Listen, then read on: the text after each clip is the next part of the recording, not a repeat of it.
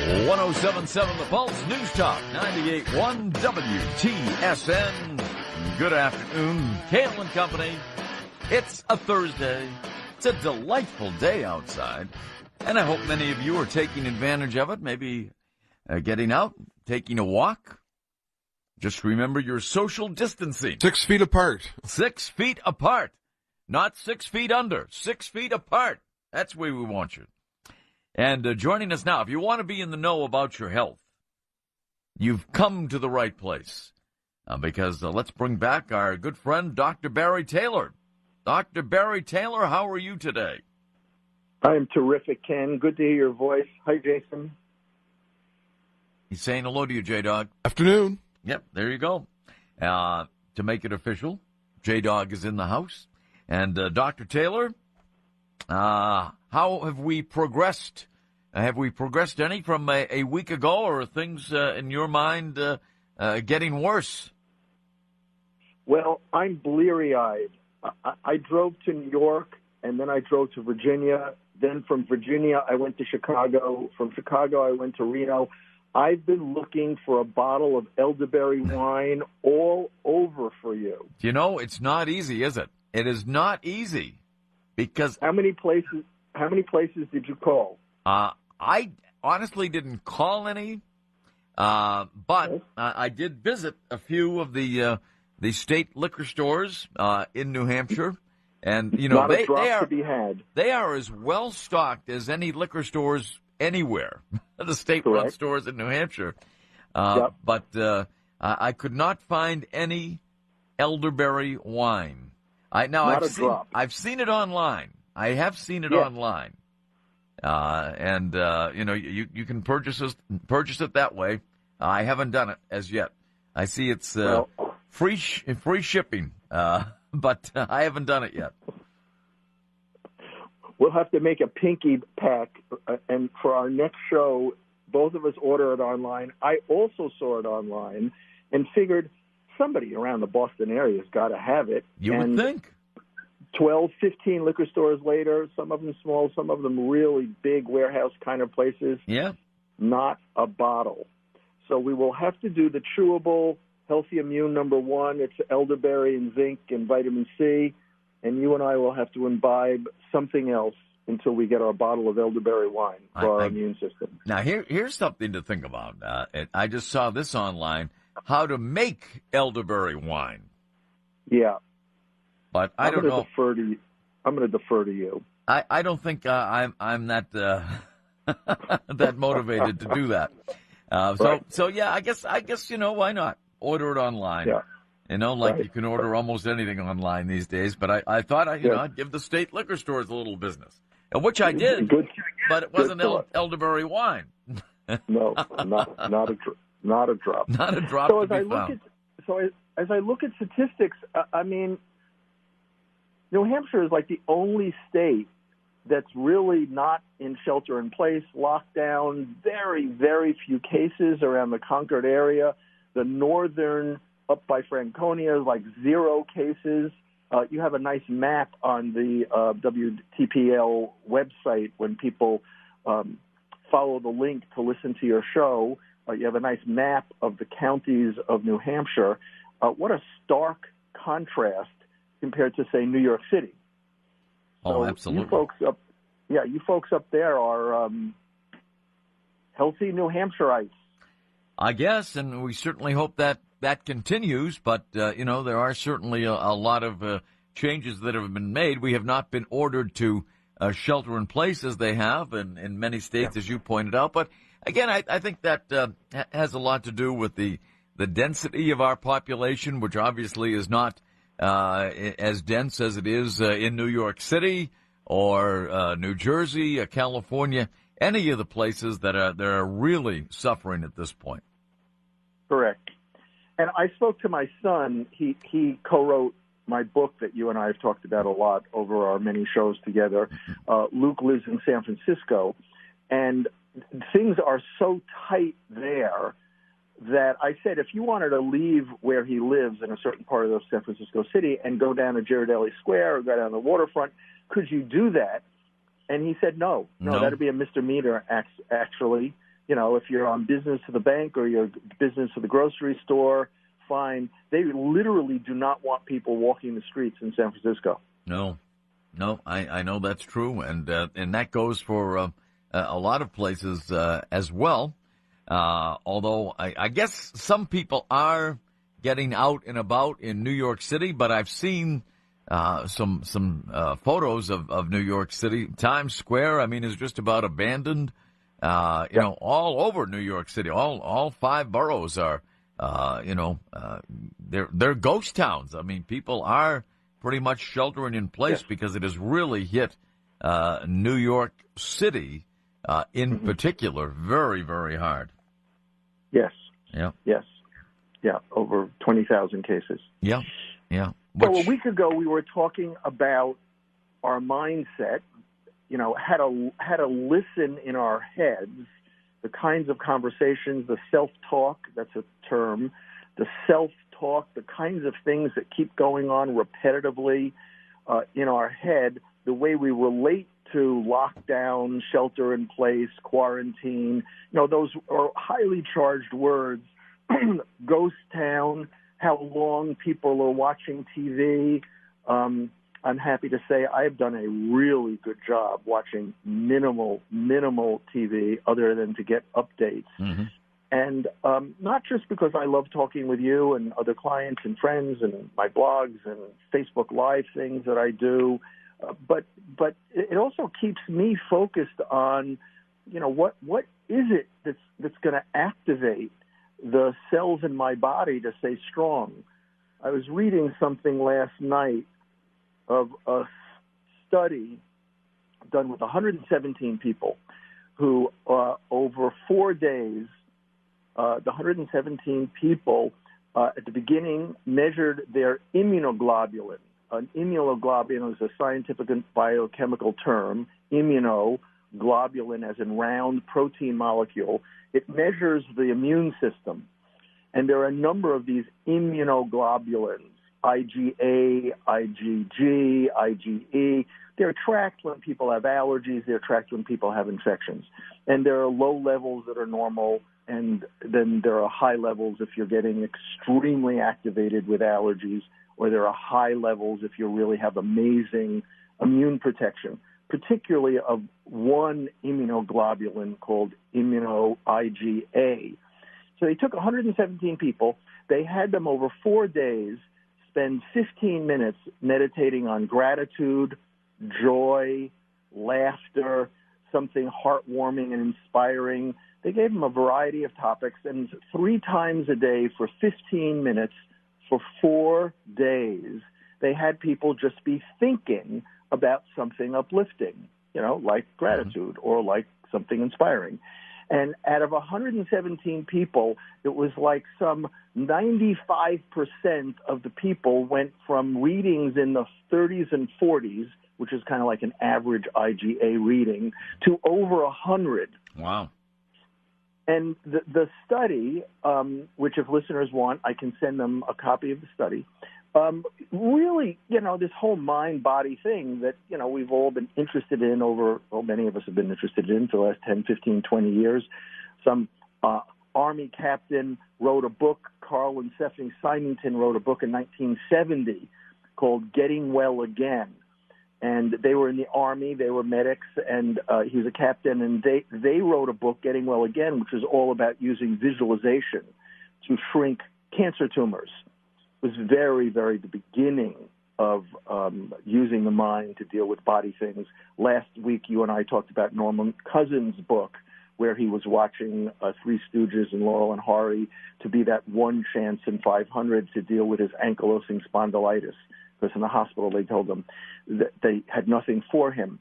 So the study last night that I was reading and where we are, it is so seductive.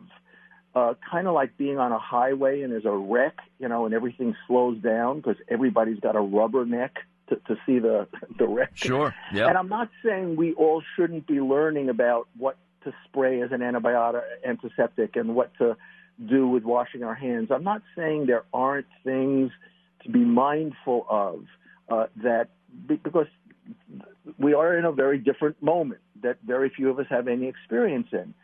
But then there's this other thing. How's your week been? You said, my week's been curious. I've been looking at myself. I'm training a young puppy that I have. I should send you pictures of my puppy, and how to be a better guardian for her life. I'm looking at taking walks or hikes. I'm on with some clients and some close friends that I love speaking with. And so, how have I been this week? I've been pushing back, Ken, on my own mind's need to kind of dwell on negative, on my own mind's, the way it has some, not curiosity, but there's something seductive. Like, are you big on horror movies? I'm not big on horror movies. Not really. Not really. Yeah, no. But there are a lot of people who like horror movies. Yeah, sure. There's a lot of people who like stuff that's really negative. And it's so easy to put this pandemic, this coronavirus, which has been around for decades. I heard somebody last night I was watching a few minutes of ABC News, and there was some doctor saying, this new virus. And I was scratching my head and saying, that's not what I've heard. This isn't a new virus. This is a virus that's been around for decades that's kind of just taken hold in our communities in a way that's scary. And the question that you and I could talk about, different than, unless callers want to call in about vitamins and herbs, and I'll be happy to review things, is, how do we deal with our anxiety? How do we deal with our fears? Because there is so much out there, maybe less in Concord, God bless you, and maybe less in Nashua. Many more cases on the seacoast. The bulk of New Hampshire cases are in Portsmouth and up and down the coast where people are closer together. But in the rest of the country, there's a certain kind of madness that's exacerbated by people losing their jobs, people not having money insecurities, people's routines being so incredibly disruptive. So now we have this time, and maybe not everybody needs to clean their house. What have I been doing? I've been cleaning my house. Yeah, I think a lot of people have, sure. Why not? I have all this extra time, and if everybody comes over to see my house, they're going to look at my kitchen and go, what did you do with all your bottles of supplements and all your protein powders? Oh, they're in good order now, huh? You've got them all straightened out and all cleaned up, and your house has never looked better. Well, there is so much more to do, yes. And what I did was I took some drawers and some cabinets that haven't been touched or opened for how long, and I figured, if I haven't opened that drawer in how long, why don't you just toss everything, recycle the plastic bottles, open up the bottle, throw out what's in the bottle, and then the stuff that's disorganized, that's in my physical space, how about making my physical space more inspiring, rather than... Yep. Yeah. My brother got all the genes of organization, so I'm a little handicapped, but I'm doing the best I can. Now, Dr. Taylor, you said the coronavirus has been around for a long time, and I think decades. Yeah, decades. Is this a new strain of it, the COVID-19, or what? Yeah, viruses, bacteria, these infectious agents, IA, these different. So we got there's canine is a category, right? And then you got a lot of different kinds of dogs within canines. Right. And feline is a category. You got a lot of different kinds of cats within felines. So bacteria is a category, and you've got pneumonias and strep and gonorrhea, and you've got good bacteria that live in your colon. Viruses are a category of which there are lots of different kinds of viruses. So we're talking about different animals, different species. Mm-hmm. I said in another show, we should do a show on we're more bacterial than human. As far as we know, subject to change, viruses don't belong in our body at all. Viruses mutate over time. So there was a coronavirus decades ago. I apologize. It's not my wheelhouse, but it's been decades. And this coronavirus exactly is a mutated version. It's like a 19th version of what's been around for a long time. the epidemiology, I should ask my youngest son, who's got an MPH, he's third-year urology resident, as to how did this take place. And it's been talked about. I can't verify this, so I'm not putting this out like a fact, that there's something that happened in China related to monkeys, and there was some transmission through, but I don't know that to be true. But viruses, bacteria, parasites, those are like canines, felines, birds, different categories of animals. Yeah, they mutate all the time. They change. And this particular version of the coronavirus has taken hold and, hit people, kind of like you and I and all sorts of people have gotten used to getting hit by the flu in flu season, in temperate climates where it gets colder.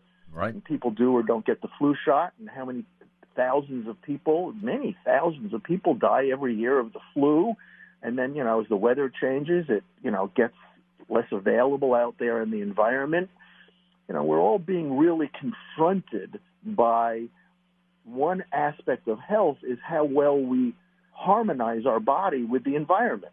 Whether it's thoughts out there or emotions out there, and now we're dealing with infectious agents, it really begs the question of how strong is your resistance? What do you eat? What do you not eat? Are you an average person and just in crossing your fingers and toes that, cancer and infectious agents like flus and strep and now corona doesn't affect you? Or when the demand gets higher, wow, there's a lot more coronavirus out there. Is it more than just washing our hands and putting masks on, which maybe that's a bit much unless you're really around a lot of people? I mean, if somebody came to my house, they wouldn't need to put a mask on. I mean, I haven't gone anywhere. But it really begs the issue nutritionally of things like vegetables, fresh vegetables. Are you going out for a walk and oxygenating your lungs? Are you doing fresh squeezed grapefruit juice? Do you get enough vitamin C? Or is it wintertime and, you're drinking pasteurized orange juice, I won't mention a name, and it's frozen or not frozen, but it's pasteurized, meaning vitamin C gets killed by heat. So there's no vitamin C left in that orange juice. So the whole issue of coronavirus is it's as we know, way more harmful for people who are older and who have autoimmune problems or allergy problems or asthma or breathing problems. And as it goes rampant like wildfire, we see people even in their 30s and 40s not dealing well with it. Right. And obviously it's a very contagious virus. It's a very small droplet compared to other, just like a Cocker Spaniel is not as big as a Great Dane. So you got different sized dogs and different size, little tabby cats, not as big as an ocelot or as big as a lion. So the size of the molecules of bacteria and virus vary. The size of the coronavirus is exceptionally small, and it can therefore, and it has a pretty good life of 6 hours, 12 hours, 24 hours on surfaces. That's why if you're ordering food out, you're not going to restaurants these days, you bring something home from Whole Foods or from Market Basket or from Shaw's or Roche, wherever you're shopping, you should spray the outside of those containers to wash that down. You don't know who touched that, even right. if they had a glove. You don't know. I got some extra bottles of either Everclear or Graves, which is 95% alcohol. And the CDC said that while there are other good disinfectants, this stuff that's 95% alcohol, 150 proof, sorry, Ken, you and I cannot drink this. We cannot drink it. But I put it in the spray bottle, and sometimes when people order my protein powders or they're ordering other herbs or whatever, if they want, I put some in, and then they spray things either before they come in their house, if they're super fastidious, or certainly as they unpack their bag They're spraying the outside of everything before things go in the fridge or before things go in the cupboard, because this coronavirus lasts long on surfaces, and it's very, very transmittable because the droplets are so small when you're coughing. But you're not coughing. I'm not coughing. I've washed my hands more times in the last days as you have. And I'm also, again, I'm practicing what I'm preaching. So I do fresh juices. I'm eating well. I rarely eat red meat and dairy anyway, but if I'm cutting down, I'm not telling people they should never have dairy or red meat in this situation. And there are certain foods that will create more mucus. There are certain foods that will gunk up the lungs and create inflammatory reactions, even if you're not allergic to dairy. They're just, how does it feel after you eat a piece of salmon compared to after you eat a good piece of steak? I'm not saying never have a piece of steak. I'm saying, are you having 3, 4, 5 cups of vegetables a day? Are you eating those vegetables in a way that's raw, steamed, grilled, baked, broiled, not fried, not boiled? Because vitamin A, like vitamin C, is heat sensitive. That's why you look at the water when you boil broccoli and the water's all green, right? You just boiled all the vitamin A out of it. Yeah. So are people not just concerned? So when people said, are you worried? No, I mean, I'm actually not worried, but I have concerns, and then based on those concerns, I take certain action. And everybody's got to find a place that, kind of resonates with them. And for some people, they're not going to take any supplements, and I'm not in any way saying they should. But the question is, the difference between stress and distress, I think you and I did an interview many months ago on this, is the difference between demands and resources. So you and I and everyone listening to this live now or listening to it, say, through the end of spring, the demands on us are unbelievably more than they were 2-3 months ago. Because the demands of how we're thinking, the demands of what we're watching and listening to, we can't go to the movies, we can't go out to hug people. There's just a lot of demands. And the question is, what resources are we, each of us, are we taking an extra walk? Are we taking an extra bubble bath? Are we taking an extra hot, cold shower? Are we drinking an extra glass or 2 of water a day? Are we writing more poetry? Are we reading more poetry? Are we singing more? Are we dancing more in our living room? Somebody sent me a Facebook or something. I got to send it to you, Ken. Somebody sent me a short little video of somebody standing in front of a mirror with their hands outstretched, touching the mirror.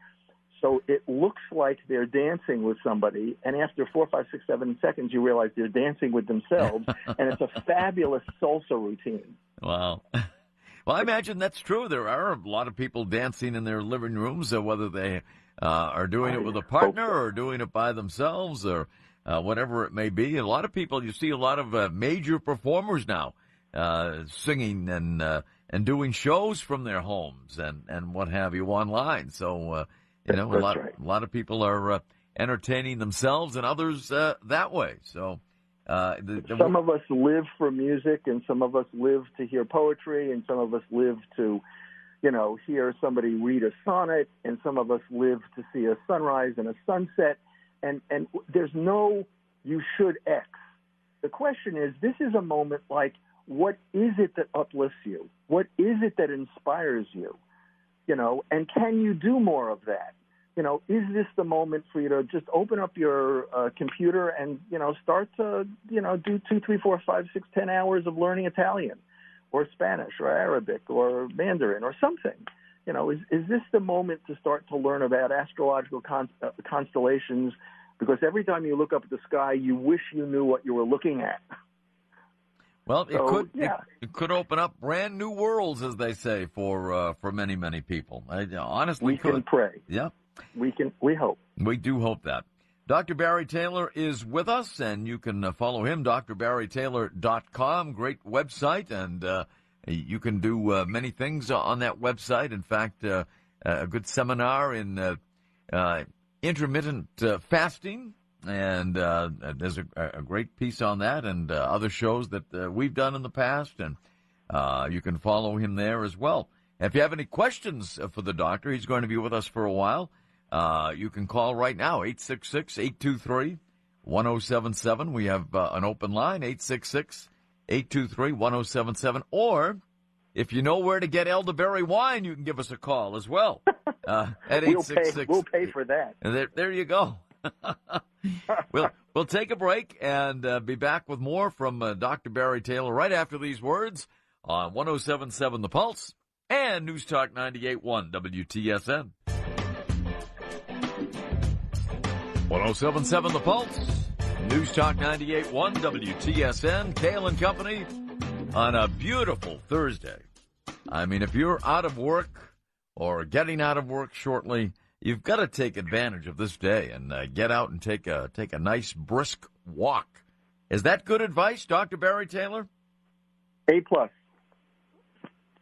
A++. Great advice. Yeah, J-Dog, nobody walks, among my circle of friends, nobody walks more than J-Dog.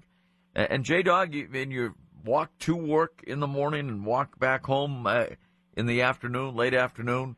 Do you see more people out walking or fewer? Fewer. Yeah. Sometimes it is like a ghost town, as Dr. Barry talked earlier in the hour. Yeah. Yeah. I'm afraid that's true because in my experience, and I've tried to get out every day and take at least a short walk, maybe a half mile, 3/4 of a mile in some cases, maybe two once in a while. But,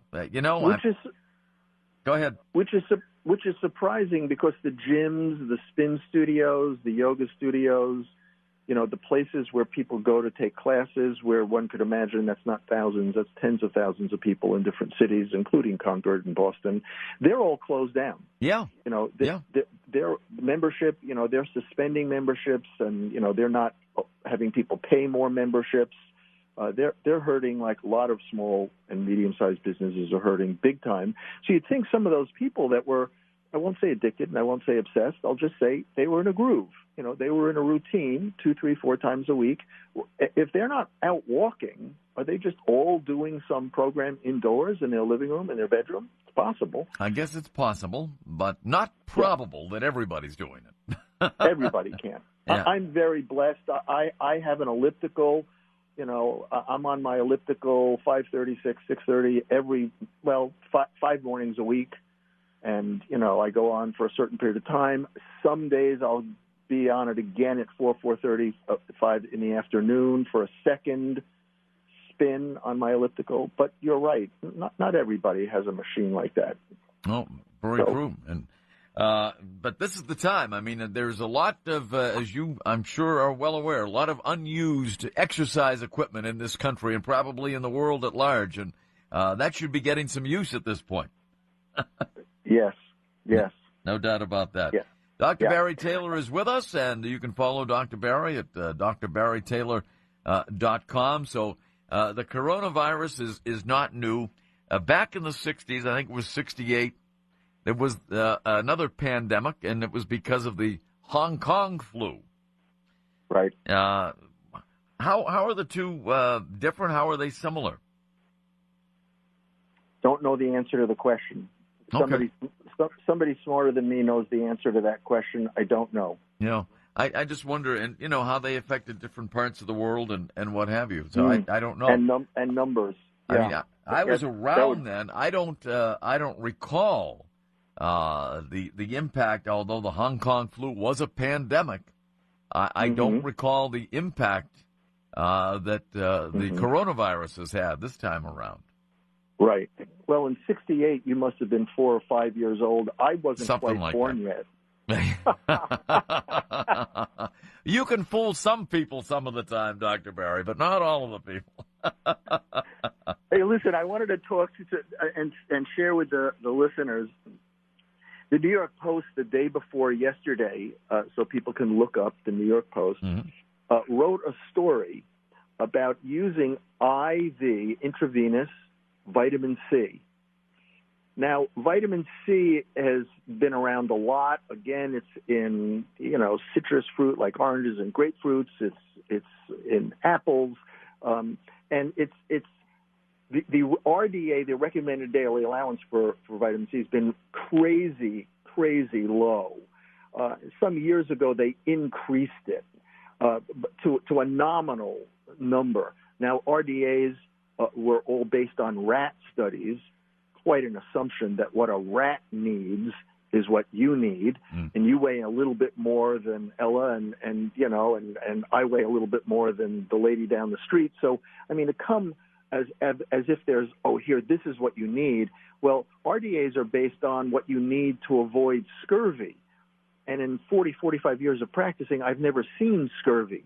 Now, I see people who don't have enough vitamin C to have healthy gums and to have a really robust immune system. Linus Pauling, no slouch, Nobel Prize winner in science, not a Nobel Prize winner in literature or philosophy, but a Nobel Prize winner in science, said that the average American needs about 7,000 grams, that's 7 grams of vitamin C. And if someone were to do that, they would do that with a supplement that's buffered vitamin C. They wouldn't use a regular ascorbic acid because that would be too irritating. So, different times in my medical practice with people with fibromyalgia and allergies and stress-related headaches and other kinds of allergies that might affect gluten intolerances or other kinds of allergies or stress reactions like eczema, I might use a certain amount of vitamin C in a way that's not going to have their digestive system be bothered. Because if you use high amounts of vitamin C in a form called ascorbic acid, which is what most of us think of vitamin C, your GI system is going to get irritated. So people use a buffered C, or certain places in the world will use it IV. So the New York Post reported, based on a hospital in Wuhan where this coronavirus all started several months ago, that this hospital in China was doing IV vitamin C, noticing that some of their most crippled, most desperate, some of the patients who were most severely impacted by the coronavirus turned around. So some doctor in New York City at an NYU hospital said, I want to do this. Now, the amounts of vitamin C that they're doing were, in my mind, extremely low. I've had IV vitamin C a number of times in my life. You know, you go to a certain kind of doctor. I don't do IVs, but certain doctors, you just sit down, put your arm out. They put a little needle in your vein inside your elbow, and it takes 45 minutes, an hour, hour and a half to drip this in very, very slowly. It's not like an injection, technical term. They don't push it in. It's dripped in.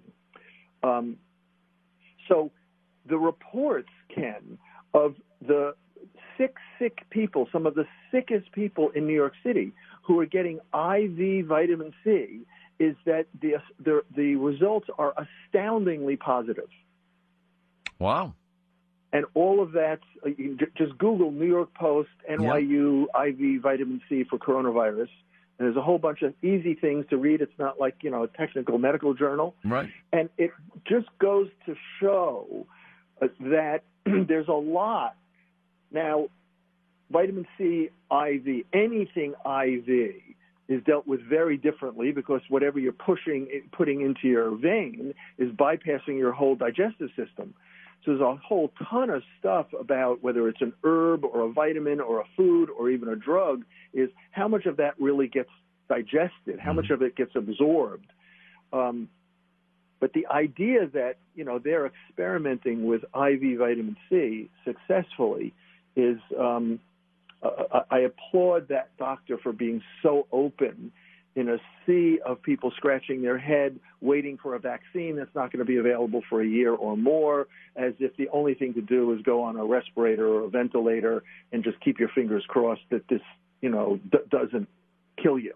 And in fact, what I'm saying is preventively, 10, 20,000 units a day of vitamin D, a buffered form of vitamin C, elderberry, olive as an herb. There are different kinds of things on my website, or people can call me. There are many things. People could take 1 or 2 things. You don't have to take 6 or 8 things. And that's on the shoulders, as we started this segment on go out and walk. Just look up at the sky. And yes, this is an enormously challenging time for all of us to kind of really reconfigure what's important.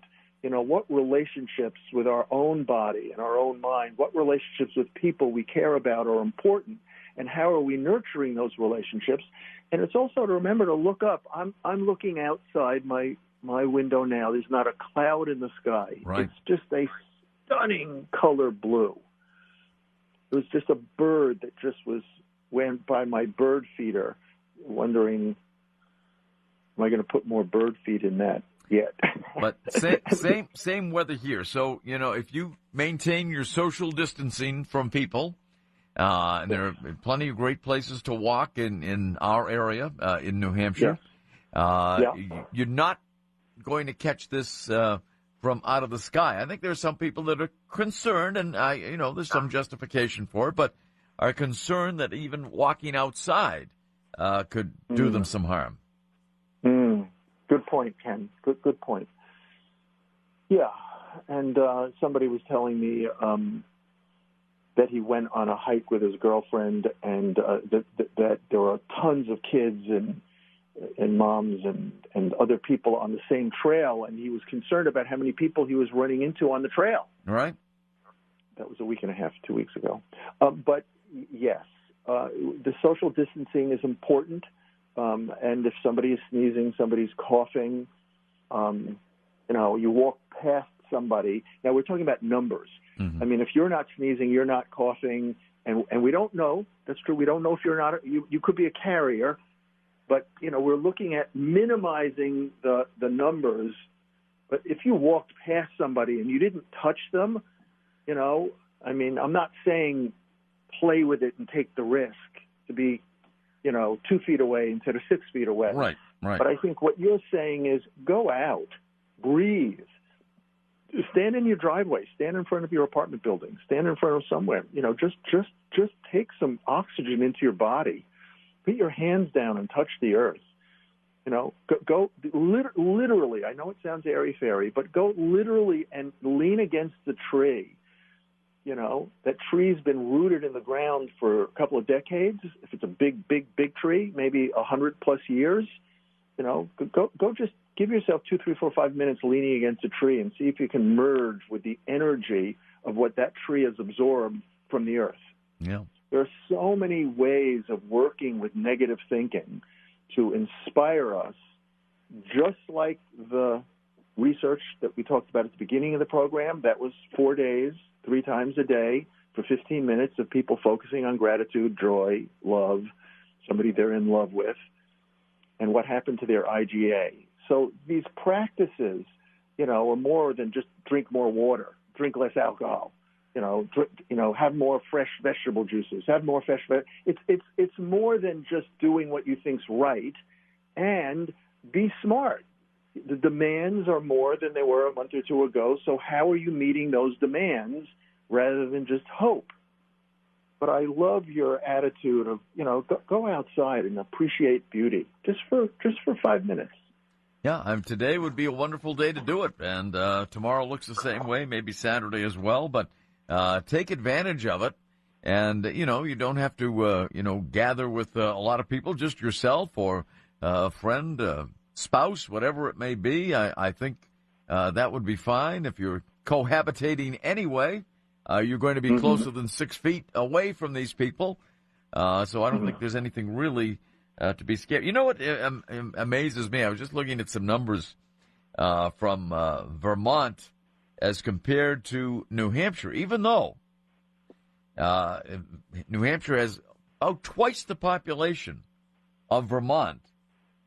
Vermont has more cases, as of yesterday, of COVID-19 than the state of New Hampshire, even though it's half the population of New Hampshire. I mean, I don't know how to explain it. Obviously I don't, but is there any explanation for that, or how does that strike you? I think we need to break those numbers down, again, in an area that I'm not a researcher, but I'd be curious, is there more incidents in Burlington? Are there more incidences where there's more of an outbreak around concentrated, how many people per square mile? Right. And is that why? Mm-hmm. Because although there's huge swaths of land that people don't live on except for a farm, but I don't know what is the population of Burlington compared to the population of Concord, or Manchester's even more than Concord. Yeah. So is that why? Because we can look at the map on the homepage of your radio station. Is the biggest concentration, which is still extremely small, of people who have the virus in New Hampshire are along the coast. Exeter, Portsmouth, right in there, mm-hmm. where, there are probably a whole lot more people living in that area than in Hillsborough. Mm-hmm. Yeah. Yep. So, yeah, I mean, it just the number just stood out. But I guess when you break it down, I guess maybe many of those cases are in the Burlington area, more densely populated there, and I guess that mm-hmm. explains why New York City has been as hard right. hit as it has been with its dense population. Just sheer numbers of people that went in and out of airports. Sure. Yeah. Sheer numbers. On one of the breaks, either before the show started or at the break halftime, was the Concord bus line is shutting down because somebody who took no less than 4 segments. Don't know if it was Concord to Logan Airport or Concord to mm-hmm. Timbuktu, but it was out of Concord. The bus line that takes Concord people. Coach. Yeah. Concord Coach. They're shutting down because somebody got the virus who was on 4 of their segments. Right. So that's an example. I mean, if you multiply that thousands of times, how many people were riding the subway in New York City, in Brooklyn, or New York City? How many people came in and out of LaGuardia or Kennedy? And I think the numbers are going to continue and this is, again, not my wheelhouse, for another 2 or 3 weeks. We should see the numbers continue. We have not peaked or even close because of the incubation period. Right. And so stay safe. And we have about 30 seconds left. What is your best advice? Give us your best advice to people who are, pretty much shut in at this point. What's your best advice? You have a physical body. Take care of it. What is it that nurtures you that you would say, this is really healthy? Bless the food, and this food is going to make me vital and strong and confident. You're a spiritual, emotional person. What kinds of things can you read, can you listen to, can you expose yourself to that are the kinds of frequencies, the kind of energetics that are going to uplift you? If you're a religious person, read the Bible. If you're not a religious person, look at a painting, go online and visit a museum. What kind of thing could trigger your curiosity so that you literally are waking up with something to look forward to, something to be passionate about? I want to see that person. I want to speak to that person. I want to learn. So take care of your physical body and really take care of yourself emotionally and mentally, where you're creating and being involved in that creative process. They both will have powerful effects on keeping you strong. Dr. Barry Taylor, I hope we can do this again real soon. And try to find some of that elderberry wine. I will, too. God bless you. Thanks for having me on. I'll speak to you soon, Ken. Very good. Thank you very much. drbarrytaylor.com.